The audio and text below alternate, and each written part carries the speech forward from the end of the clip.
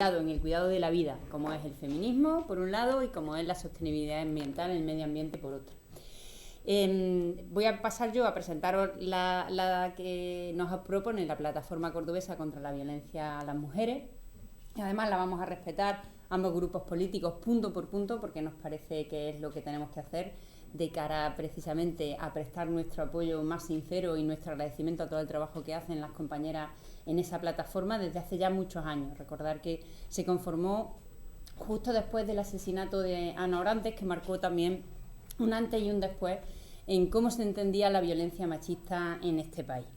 Bueno, pues comentaros que sabéis perfectamente que desde el 2003, que es cuando se recogen los datos de los asesinatos machistas, ya hay 1.026 mujeres asesinadas en nuestro país, contabilizadas desde el 2003, no hay estadística anterior, desgraciadamente.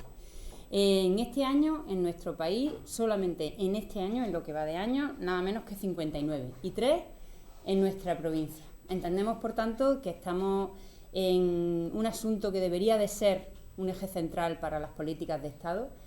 El pacto de Estado ya lo tenemos, pero desgraciadamente, como no lo implementan con presupuesto, pues no se cumple. Tenemos una ley integral maravillosa contra esas violencias machistas, que sobre el papel está muy bien, porque además la verdad es que es muy completa, pero por la misma razón, por ese desinterés político, esa falta de voluntad política de ponerle presupuesto e intención a esa ley, termina siendo un papel mojado.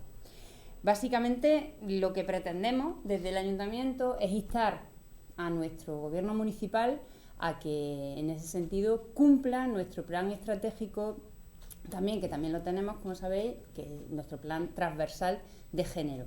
Y es precisamente en lo que se basa esta moción que nos presentan las compañeras. Las medidas que nos solicitan que se implementen desde este ayuntamiento tienen que ver con los símbolos, por ejemplo, la izada de bandera, un paro simbólico el día 25N. Tienen que ver también, por supuesto, con la educación y la formación a base de campañas en nuestra ciudad. Tienen que ver también con la creación de esa unidad de apoyo por la que ya preguntamos en el pleno anterior y que tiene que ver con el cumplimiento de esa ley integral para las víctimas de violencia machista en nuestra ciudad. Y, por supuesto, como decíamos antes, que se dote presupuestariamente en nuestro ayuntamiento ese plan estratégico para cumplir todas esas medidas. De momento mal vamos, porque el presupuesto que teníamos pintado en el 2019, en Presidencia concretamente, para todo lo que tiene que ver con el cumplimiento de ese plan estratégico, de momento no tiene ninguna medida implementada, así que poca voluntad política le vemos a este Gobierno municipal. Y desgraciadamente, y termino con esto en la presentación de esta moción, es la primera vez que no va como declaración institucional. Siempre habíamos hecho un acuerdo, aunque fuera de mínimos, durante todos los grupos municipales, en lo que tenía que ver con las políticas contra la violencia machista en este ayuntamiento.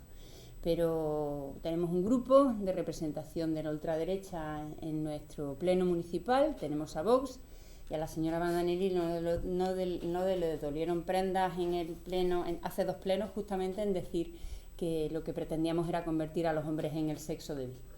El sexo débil, que es el que tienen los mejores puestos, el sexo débil, que es el que tiene los mejores sueldos, el sexo débil, que es el que, en definitiva, manda en un sistema patriarcal que, desde luego, creemos que ya no debemos de soportar más las mujeres.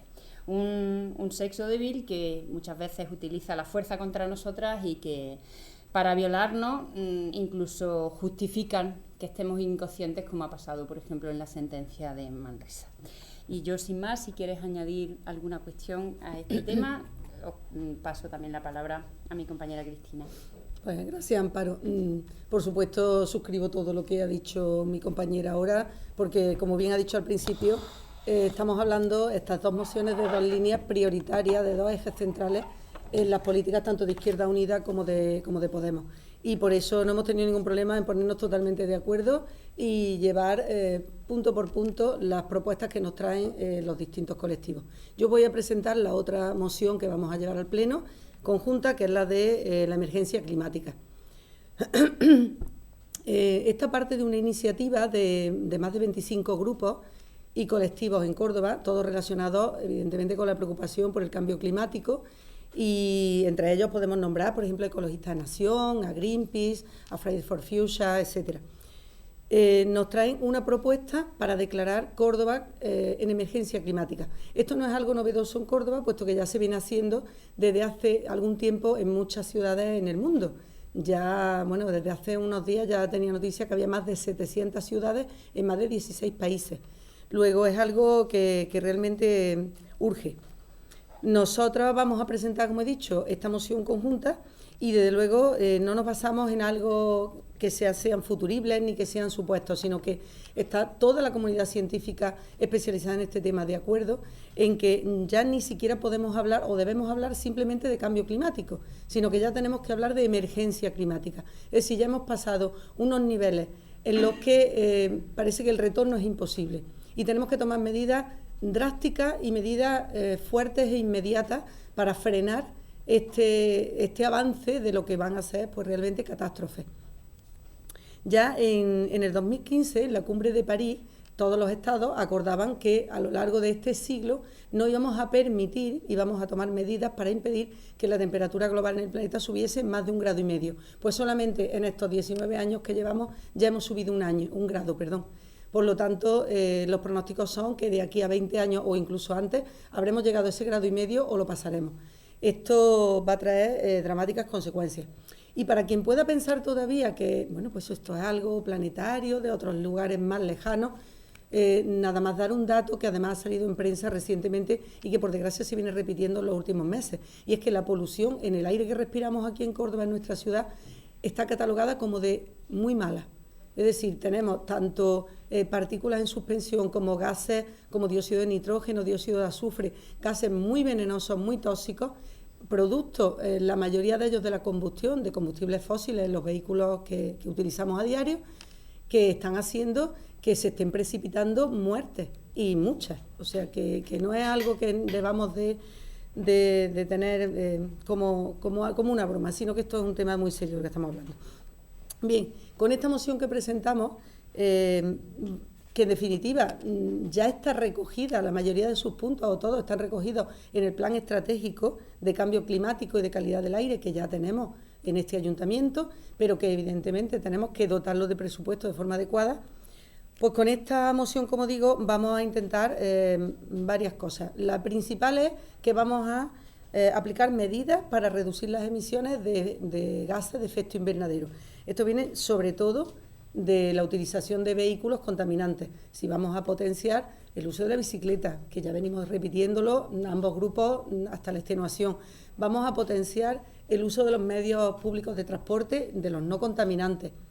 Vamos a intentar que también en las casas se consuma menos electricidad, y esto se va a conseguir simplemente con campañas de concienciación, con educación. Para ello tenemos que llegar a todos los sectores de la población de una forma inmediata. También tenemos que preparar a los barrios, a las barriadas de Córdoba, para que cuando vaya llegando ese aumento de temperaturas, que ya lo vamos notando, estemos preparados. Por ejemplo, tenemos que recurrir a la bioclimatización, no solamente de los edificios públicos, sino también de los que no sean municipales. Tenemos que tomarnos muy en serio lo de tener muchísimos más árboles, muchísimas más zonas verdes en nuestra ciudad. Es algo que también venimos repitiendo siempre. Etcétera, etcétera. Bueno, y hay una cosa también importante de la que no se habla mucho, y es que debemos potenciar la economía local, la economía de proximidad, la agroalimentación, etcétera, para recurrir cuanto menos al transporte y al gasto de combustible y por lo tanto de aportar más gases a la atmósfera. En definitiva, lo que vamos a proponer con todo este plan es un cambio de hábitos que somos conscientes que es difícil, que va a ser algo lento, pero que no por ello no deja de ser urgente. Es curioso que todavía tenemos que asistir a declaraciones, por ejemplo, de nuestro alcalde hace poco, presumiendo a voz en grito de que aumentar la iluminación navideña de una forma brutal pues va a suponer un aumento de autoestima para esta ciudad. Nosotros creemos que más que un aumento de autoestima, lo que marca es unos estilos muy peligrosos. No ya tanto porque el consumo de esa electricidad puntual de esos días sea altísimo, sino por el ejemplo que estamos dando a nuestros niños y niñas, a nuestros jóvenes, de cara a un futuro. Es decir, el uso masivo de electricidad no es precisamente a lo que tenemos que ir, sino a todo lo contrario. Tenemos que ir en modelo de economía, de austeridad energética. Creemos que esta moción va a tener éxito en Córdoba, porque prueba de ello fue que el 27 de septiembre pasado tuvimos una manifestación. Además, nos da orgullo reconocer que fue precisamente liderada fundamentalmente por jóvenes en nuestra ciudad, donde acudieron más de 8.000 personas, y por lo tanto eso significa que hay un gran sector de la población en Córdoba que ya está concienciado, que ya está motivado por este tema. Es una cuestión absolutamente vital, por tanto esperamos que nuestros compañeros, los demás grupos municipales, pues se adhieran a esta moción y que finalmente sea conjunta. Esperemos que no haya algún partido por ahí que siempre da la nota discordante que no quiera. Y porque creemos que esto no es una cuestión de colores políticos, es una cuestión vital. Y no mucho más tengo que decir, simplemente recordar que las asociaciones, los colectivos que están trabajando por este tema en Córdoba van a seguir organizando, y vamos a seguir organizando en colaboración con ellos, pues muchas clases de actividades.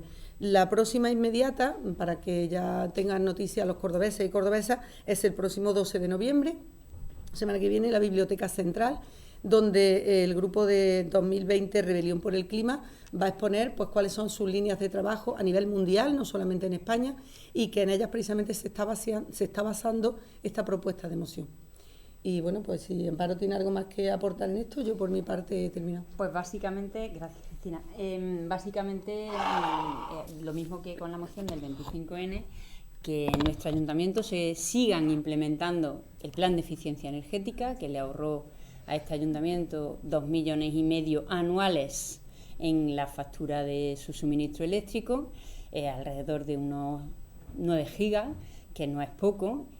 Todavía no sabemos las medidas que va a seguir implementando este nuevo gobierno, no lo ha dicho, y por más que le hemos insistido, que implementen el plan estratégico de adaptación al cambio climático, que lo dejamos perfectamente hecho, incluso con las acciones valoradas económicamente, y el plan de calidad del aire. Se trata de que esos 3 ejes los sigan implementando y que además los doten de presupuesto, exactamente igual que en el otro caso, esperando que llegue el presupuesto 2020 para ver si realmente esa intención política se materializa en acciones muy concretas. Algunas de ellas no cuestan dinero, como instar a la Junta de Andalucía a que esas subvenciones para esa bioclimatización de las casas, de nuestras casas, de los vecinos y de las vecinas de Córdoba, sean una verdadera realidad. Por ejemplo, o que utilicen la señalética para paralizar más el tráfico, hacer zonas 30, hacer zonas 20, hacer zonas 10. Muchas de ellas, digo, son intención política, más que presupuesto, pero queremos las dos cosas, evidentemente. De esta forma, aquí todo se mueve